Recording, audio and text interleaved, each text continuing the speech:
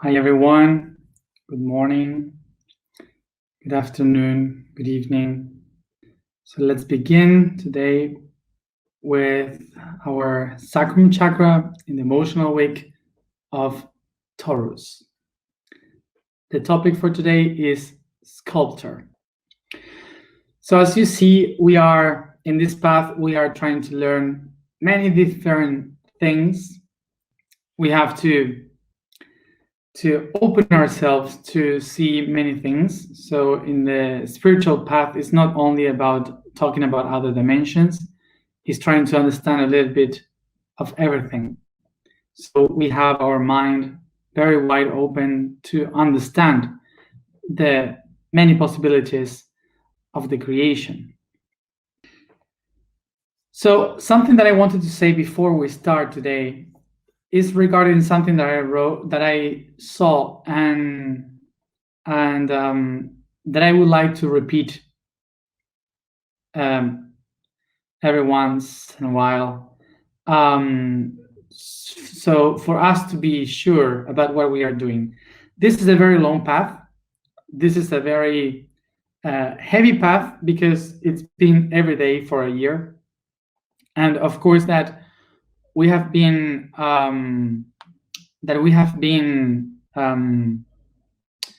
every day connecting and every day doing things and learning stuff. Sometimes when you do these kind of things, it maybe takes 1 week or 1 weekend of worship, but this has been a constant path. So every day we have been learning about tiny things, like today sculpture, another day maybe about something about biology, another day about a dimension. So we have been touching all the different topics so we can have a wider conception of what is the reality. And we are doing this because we are here to change the world, to change the planet, but not because we are willing to, but because the planet is changing. So the planet is changing itself, so that's why we are here to make our part, which is to change. And when we do that, usually we want that change immediately. We want that to happen right now. And that takes us to a kind of a mistake that we do as the animals we are, which we are mammals. And as mammals, we tend to put the responsibility in someone else, expecting for that someone to make something for that change to happen. And that's normal because, of course, we are mammals and we have been evolved by that, through that way. So, of course, that because we are mammals, we are here doing the same thing. I'm here explaining stuff in front of you all the time. You are listening. So it's kind of a mammal way of doing things. But it's important for everyone to remember, to know that the goal of this path is not to wait for me to do something for the others. This path is to know a little bit of everything so we ourselves can discover our own potential and what can we do for the world as an individual. So it's about learning, taking a bit of data, and then to go farther and deeper into these concepts by ourselves. So this is not about waiting for someone to do something. This is a path to take you to do what you are supposed to do without expecting or waiting for anybody to do it before. And I'm saying this because today I read something that was kind of pushing to say, hey, like I'm doing all this every day, and sometimes we speak about topics that maybe are not related to what we are living or something like this, and someone can maybe think that I am just not doing anything, or we are not doing anything for the change, really. And actually, what I want to say is that this goal is to first know ourselves. Otherwise, any change that we want to do, it would be exactly the same and will repeat the same patterns. This is why before the task that we are going to do to help in whatever we can in the future, first we have to know ourselves, to understand the world, to know the universe, and to awaken that I am within. Y esto infundó un montón de historias a lo largo de nuestra mitología que todavía hoy viven en nosotros como si fueran una realidad. Así que vamos a hablar de escultura y cómo la escultura creó la humanidad. So, as the topic for today, which is sculpture, and sculpture is one of the keys to understand the origin of humanity. It seems like weird to say that, but actually it is.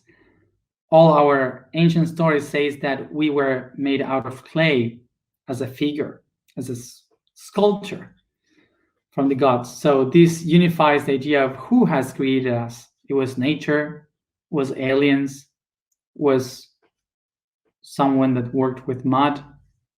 Who was the creator of humanity? So this takes us to some conspiracy theories and things. So sculpture can give us a lot of things to talk about. So let's talk a little bit of this, about this. First, let's remember what sculpture means.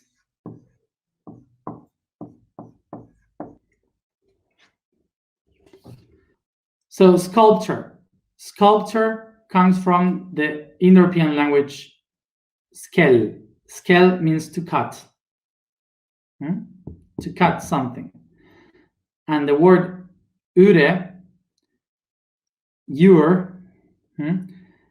sculpture, this part here means that something is done, is the product of something. So is the result of cutting something. Bueno, entonces tenemos, so basically sculpture is about to cut things, because the description of this is that you are taking the clay, you are taking the bricks, you are taking the stones, and then you start to cut the pieces until you get the shape. It can be any material that you have to cut to start to shape it. So that would be the idea of the origin of sculpture. So in order to understand the origin of sculpture, we have to go again to the origin of everything in our humanity. So in the month of Sagittarius, I explained a bit of why we are called humans. Humans comes from the Latin humus, that means wet land. So this is because we thought we were sons and daughters of water and earth.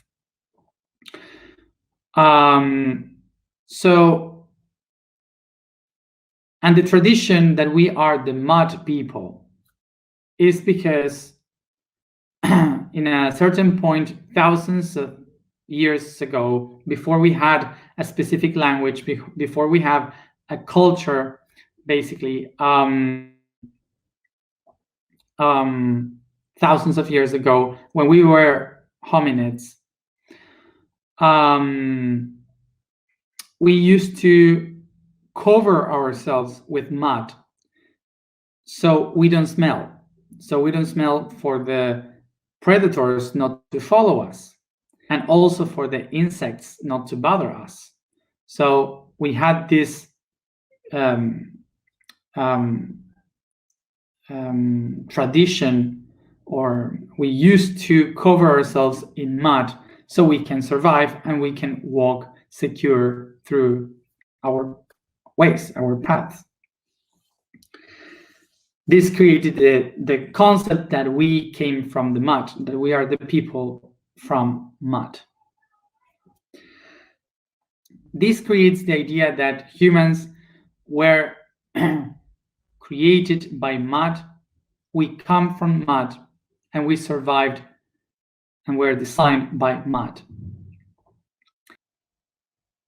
So, because we were living in between mud, a typical thing that every kid and young person would do is to take the mud and play with it. And by playing, they would create these little figures. They would create these little figures to imitate the people that we were there, the family and so on. So they create these tiny little statues of mud that they saw that with the sun, with the heat, they would start to get dry and hard as a rock. So what we started to do was to get better into do these sculptures until we shaped humans. And these humans mainly were women, fatty women. So they were pregnant, or they represented fertility. They represented abundance. They had a meaning of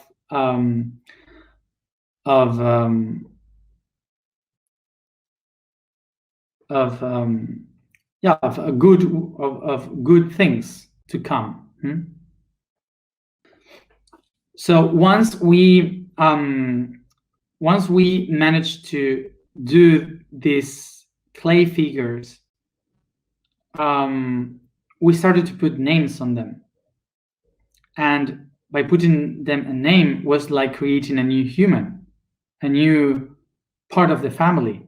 So that created the idea of an egregor, a being that was protecting the family, that has a soul. It was the Mother Earth. So from these figures, they started to make animals, they started to make different creatures, creating from imagination, and they started to originate the concept of the two first main religions that were the animistic religions and the totemic religions. Those who followed the animals. So these animals in that shape of a clay, they would be the protectors of the family or the group. So sculpture able people to download imagination into matter. They started to create beings that doesn't exist. They started to design creatures that were in there, and even though they could manifest it. So for example, the dragons beings that they didn't exist, but they were able to manifest them by sculptures. So by imagination and this culture, they help the beings that were invisible in the imagination and beyond to be downloaded into the matter. So when they added the eyes to the sculpture, they felt like the soul or the spirit of those beings were incarnated in that figure.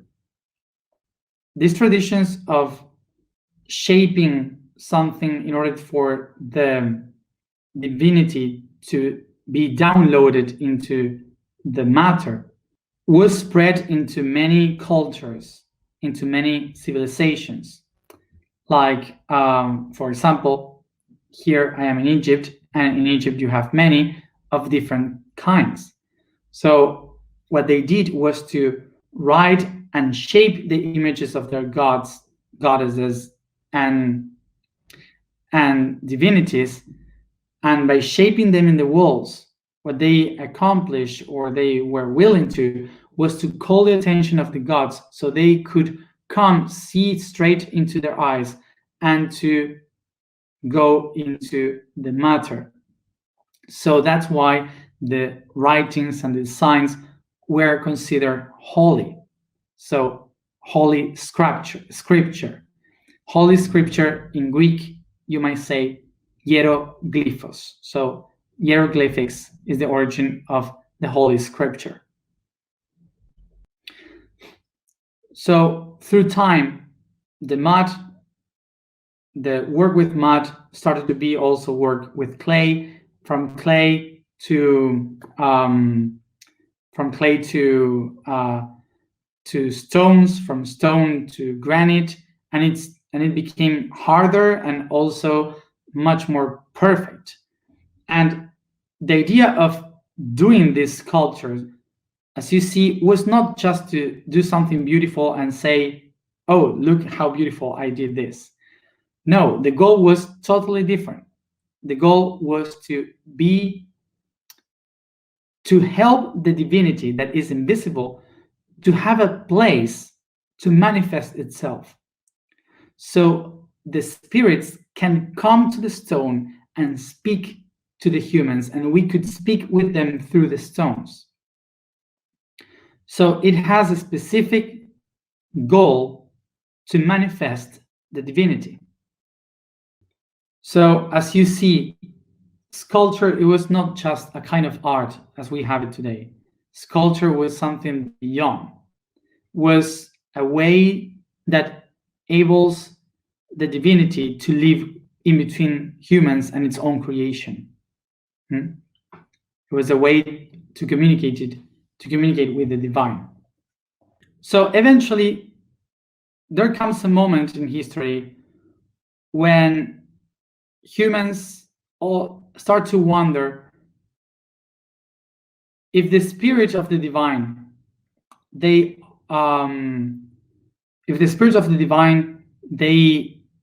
are eternal and they can incarnate in the stones to keep alive forever.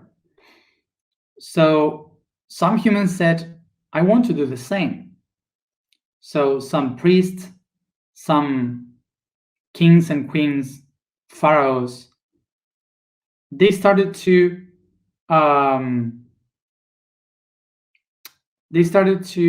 design sculpture for themselves. They started to say, I want to be eternal too. So I want my own statue. So people not only did statues of their gods, the divinities, but they started to make statues for their important people, so they could keep alive forever. And of course, that if you are going to live forever, you want to look as perfect, because you're not going to be ugly forever, for example. So they tried to design themselves as the best they could to be eternally like that. And for example, here in Egypt, you have, if you come to Egypt and you see Egypt, you will see Ramses II. Ramses II, you go, you see every statue, and it's like, wow, he was beautiful, he was strong, he was young, wow, And no, it was not like this. The guy was like 70 years old, and he did all these statues of himself looking like 20, 25 years old, strong man, beautiful, powerful, and so on. But of course, who wants to be like ugly and old forever? So he wanted to be like that. Like, I want to be eternally like this. Okay. So so that's why you see him like this in the statues. After this idea of having the images of gods and to be eternal like this, it comes the birthing of civilization, which was the Greek Roman empires. And the Greek Roman sculpture was very different, because in Greece they wanted to do something that was transcendental than the empires before, which was not to honor eternity, but to honor what they were living and how they were in that moment. Nature. They were honoring nature and how it was nature. So that's why all the cultures from Greece and Italy, they started to design the sculptures to show the people and the gods in a very human way, the most natural way possible. So they started to make these sculptures in a way that you can appreciate how beautiful they are. But something that maybe most of you don't know is that in that period of time, they wanted for them to be alive. And that's why they weren't white, they were colorful. So much colorful, so much color, too many colors, like this. It was, every statue was like this in colors. So now we see them white because, of course, the pass of the time clean up for 2000 or 300 3000 years. They went away, so the stone is only there, the white stone. But in the Greek and Roman times, all the sculptures were painted with a lot of color, very shiny. They painted the face, the eyes with the red colors, if they had here, with the hair was painted. They used to dress also, some sculptures. They put a lot of colors, a lot of shiny things in the body. So it would be very grotesque to see that. So if you're able to see, to picture how it was before, it was like too much, like too much color, too weird, and sometimes maybe horrible. But that was the thing of that day. Of course, it would be until the Renaissance, the 15th century, that the people that started to look back in history, they saw the sculptures white, and they thought that that was the way in which they were supposed to be. So that's why they started to do it white. And that's why when you go to museums and you see the 15th century, you will see these beautiful sculptures all in white and marble. But in the ancient times, it was not like this. It was all colorful. So throughout all history, as you see, sculpture was a way to allow the spirits, the invisible, to download into the matter, to be living here in this reality. So this is why sculpture, it was a way to understand that everything in the matter, everything that has a shape and name, can be also related to the spiritual world. And that is the metaphysics that relates the sculpture with humanity. That people also believed that we were sculptures, that we were also made like that, and that the spirits that lives within us are living here because we are taking care of our bodies. So if we polish the body, if we take care of the body, if we carve perfectly the body, so like if we are a sculpture, we are taking care of the spirit living here as long as possible to be. So this is the straight relationship in spirituality between sculpture and our reality. So now, is this relationship between body and sculpture, this spirituality between both of them, that makes religion to design the idea that if we are molding things with mud to put a soul on it, so someone in the past had to do exactly the same with us. We came from the mud, so we have been made out of mud.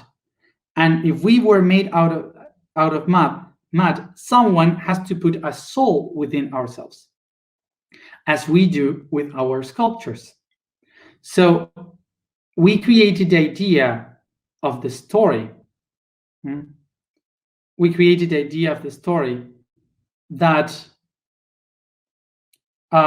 someone has used clay, mud, in order to create us. So as you see, it's not from before to the future that we created these stories. It's because it's from in front to the back. We created the story according to what we were living. You get that? Okay. So this takes us to the oldest story of mud that was in the region of Middle East. The region of Middle East.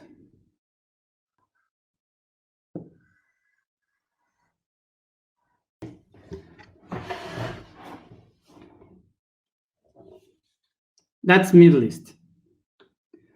These are the rivers Tigris and Euphrates. So now, this region here is what we call Babylon, and it's between two rivers, Tigris and Euphrates. In Greek, between two rivers is said Mesopotamia. Meso is in the middle, and potamos is rivers. So in between rivers, Mesopotamia. Arabia, this here is the desert of Syria. This here is the desert of Sinai. All this here is the desert of Persia, actual Iran.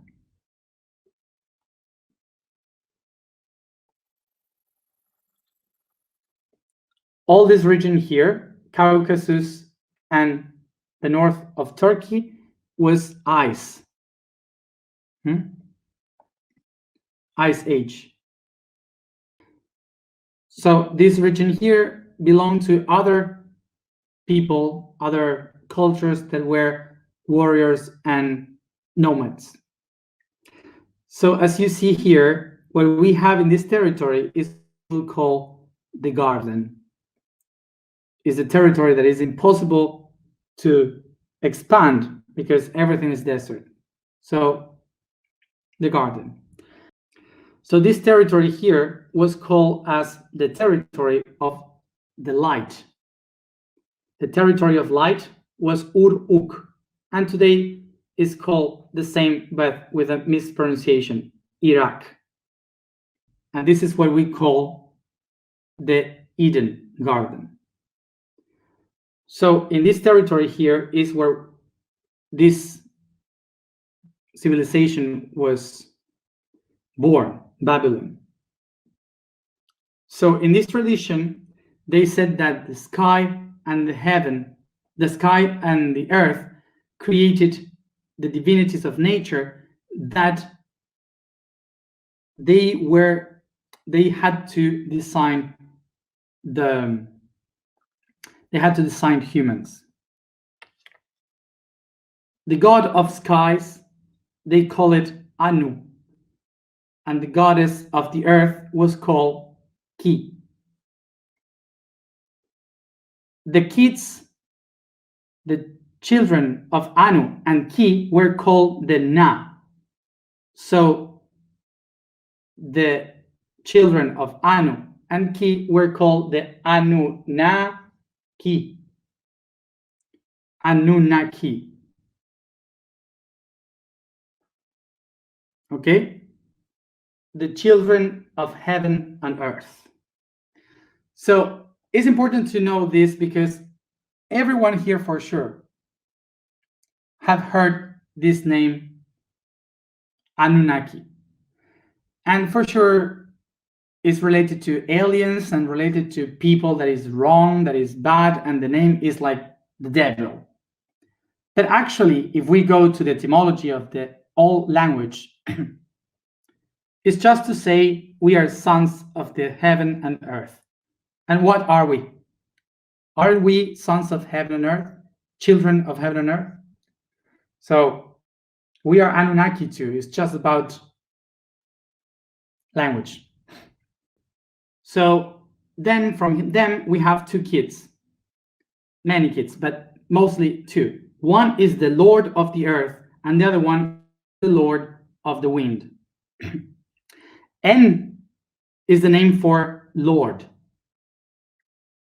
So the Lord of earth, what's its name? Enki. The Lord of earth.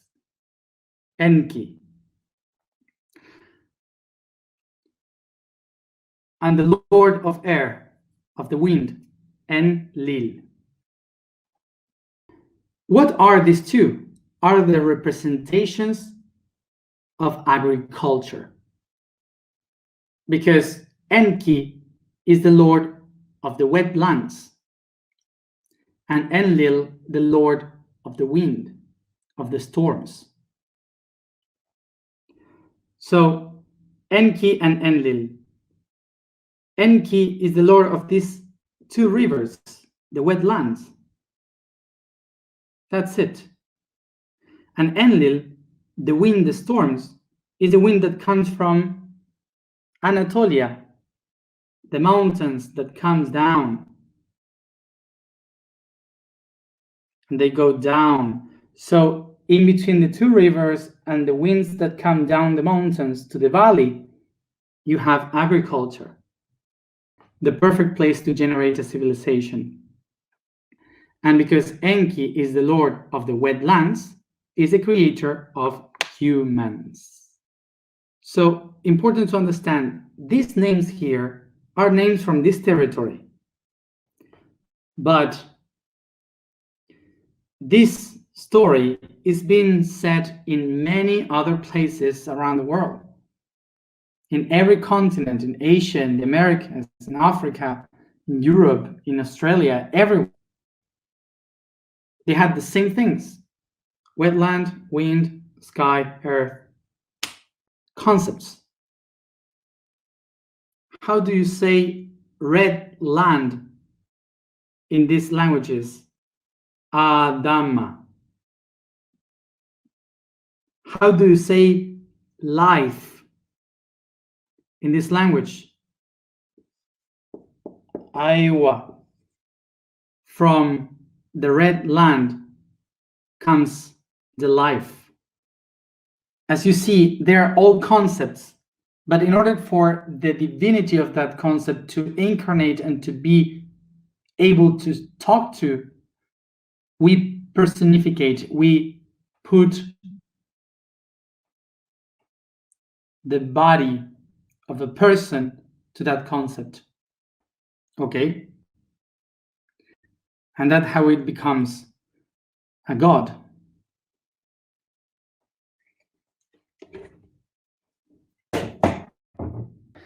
So what am I saying here? That there were not aliens in history that were in touch with humans? No, I'm not saying that. Yes, of course there were aliens, of course, but they weren't those gods. This is another story.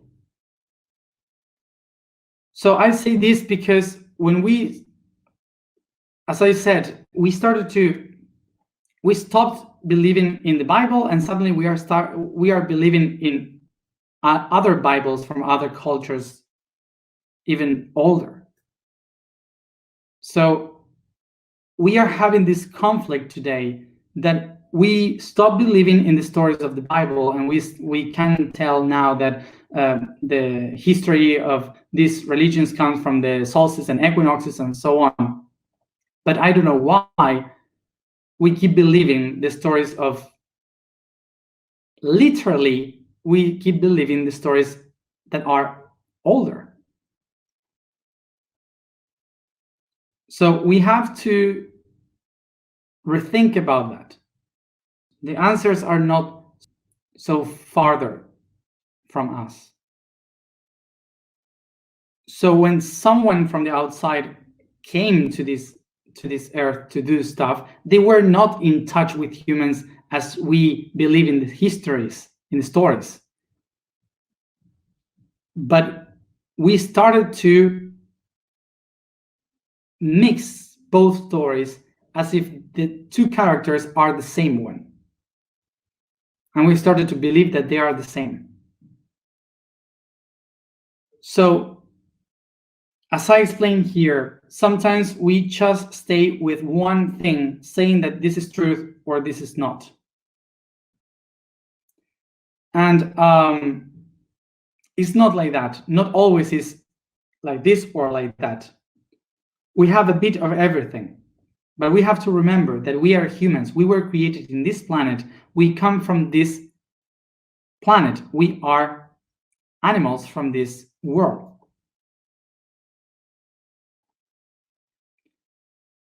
And there came other beings from other planets that transform DNA in some species like ours in this world, of course.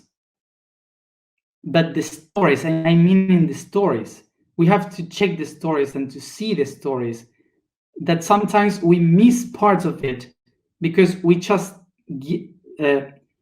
take the story that we have heard, but behind there is geography, context, and many things that can help us to understand that we are mixing stories and things.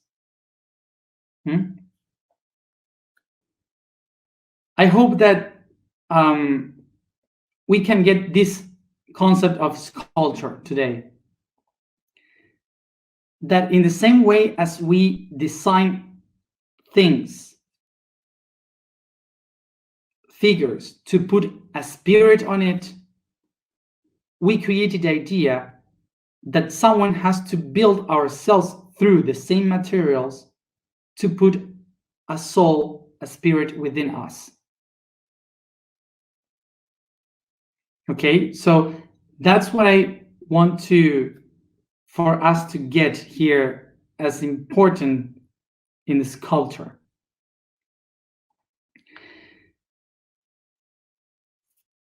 So here the clue of history is, were there aliens that came to Earth and modify us? Yes. They did experiment with us? Yes. Were they the gods and goddesses that stories tell about? No.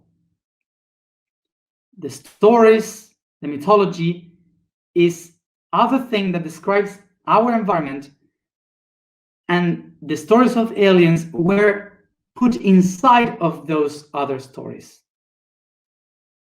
It's like if it was eaten by our own stories. Okay? And something to clarify here, because I see that many times. Humans don't come from monkeys. Monkeys, hominids. Monkeys, hominids, a different species. Okay? Darwin never said that we came from the monkey. Okay? So just to clarify this, because sometimes we take data and information from some places and we start to not to look for by ourselves.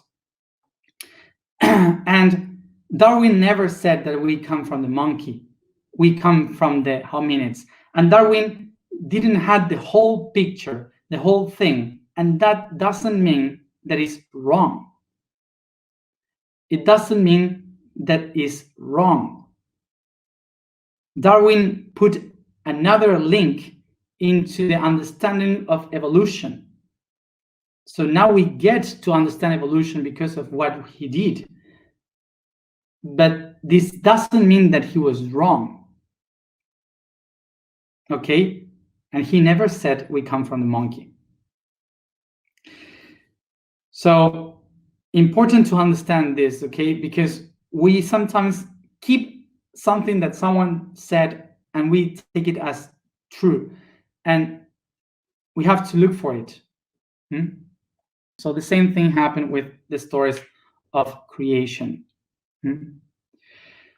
So another thing that sometimes I see a lot too, that humanity was, that they lied to us, that people lied to us, to humanity.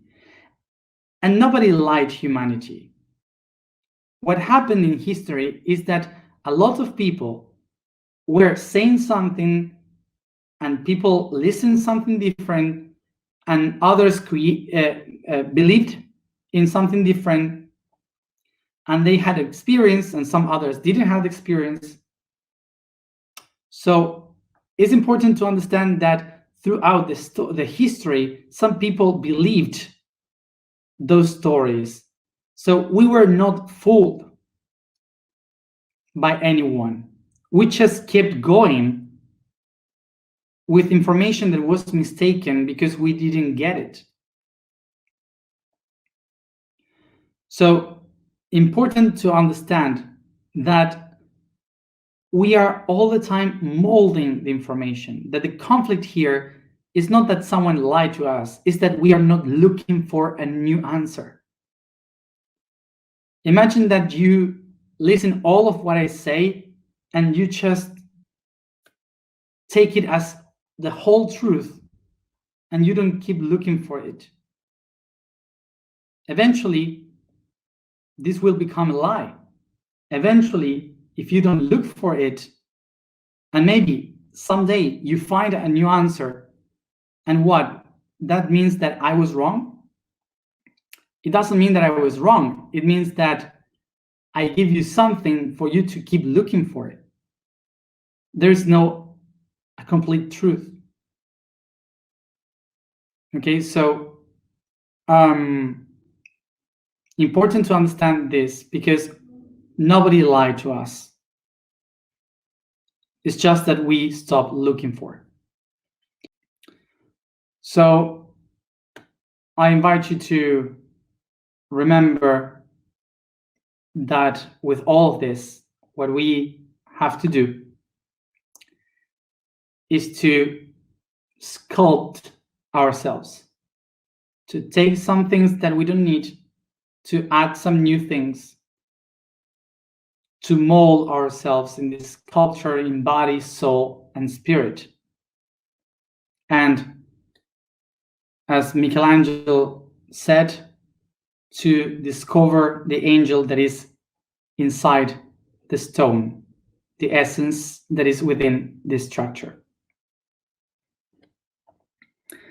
The vibration for today is Ri. The statement for today is, I am guardian of the web.